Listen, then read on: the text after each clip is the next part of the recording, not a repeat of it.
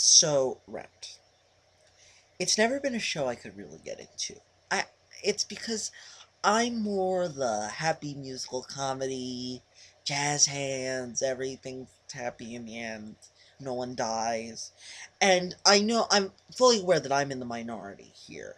I know more people today like shows, especially people my age, like shows like Spring Awakening and American Idiot and Rent. And so I never really got into Rent, although I knew the basic plotline. I knew a lot of the songs. Who doesn't know Seasons of Love? And I mean, Lovey Bohem, Take Me or Leave Me. I knew a lot of the songs. And I had seen a lot of YouTube clips of the original Broadway cast, the movie, the uh, the film version of the final performance, and the 10th anniversary concert with the original cast, and the Hollywood Bowl production directed by Neil Patrick Harris. I knew a lot about the show, but I had never watched it fully. But yesterday I was bored and I had the DVD for months. I got it for Christmas, and yesterday I was just like, I'll watch Rent. And so I watched it, and by the end of the movie, I was like, I get it now. It's such an amazing story about all these people, and the characters are just totally unique, but so not unique. There are characters like Mark, there are characters like Mimi, there are characters like Maureen, there are characters like Collins, but they're presented so differently in other musicals.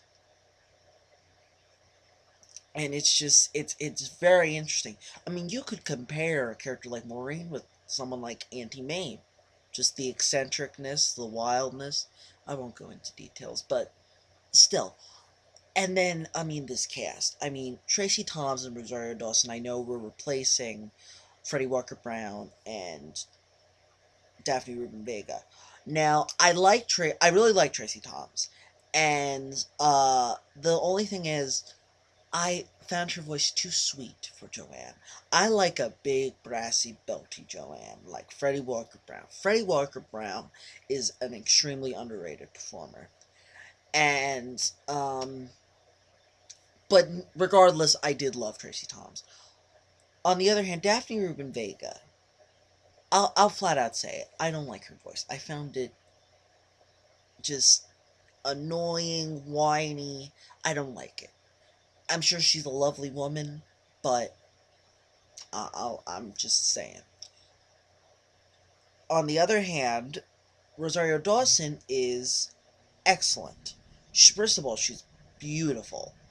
And on top of that, she's got a great voice and she can act. That girl can act. Um, Now, moving on to all the returning cast, you can tell why they wanted to keep this cast. They are these characters. I cannot picture anyone else playing Mark except Anthony Rapp. I'm, I apologize to all subsequent Marks, but Anthony Rapp is that character. So I love him. I love Adam Pascal. I didn't love him until I really watched the movie fully and really appreciated him. Tay Diggs is great. Really love Tay Diggs in this, and he. I didn't think his role was that big originally. I didn't. I knew because I knew he was kind of like the opposing force in the show, but I didn't think his role was that large. But it was larger than I thought. And Wilson Jermaine Heredia was awesome, and my girl Adina. I mean, come on, Over the Moon. I loved how that's staged. Just such a great moment for her. They filmed that. They filmed her doing that live. She didn't pre-record that. She did that live. That's impressive. And then there was the one that stole the movie for me, and that was Jesse L. Martin. First of all, he was very funny. He had the best lines in it. I didn't realize until watching this movie, Rent is pretty funny. For a show about death and AIDS and all that sadness and poor people, it's really funny, especially Jesse L. Martin. And then about 2/3 of the movie, you get the reprise of "I'll Cover You." And when I'm watching a movie or a play, it doesn't take much to make me laugh, but it does take a lot to make me tear up, get emotional. I'll flat out say it. After watching the movie fully, I went back and watched that song about two more times, and each time I got teary eyed. His performance in that song is fantastic. The vocal quality is unbelievable. The note he hits at the end, oh my god. And just how everyone is into it. That whole scene, that beautiful scene. Because arguably in that show, Angel is the most likable character. Every other character has some kind of flaw or just bad meanness to them. Angel has not a mean bone in her body. I'll refer to her as her, because even though he is a guy, everyone else refers to him as a her. She was just so full of joy and kindness, and that was the character that ultimately died. Was just brilliant. I know he lifted it from La Boheme, but I don't know that much about La Boheme.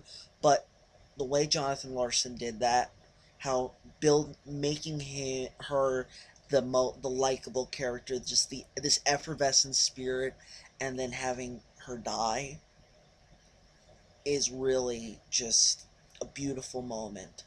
And I've watched a lot of clips subsequently of that song being performed by different people, especially different versions of Jesse L. Martin doing it. Him doing it at the Ren 10 concert is fantastic. I recommend that everyone watches that.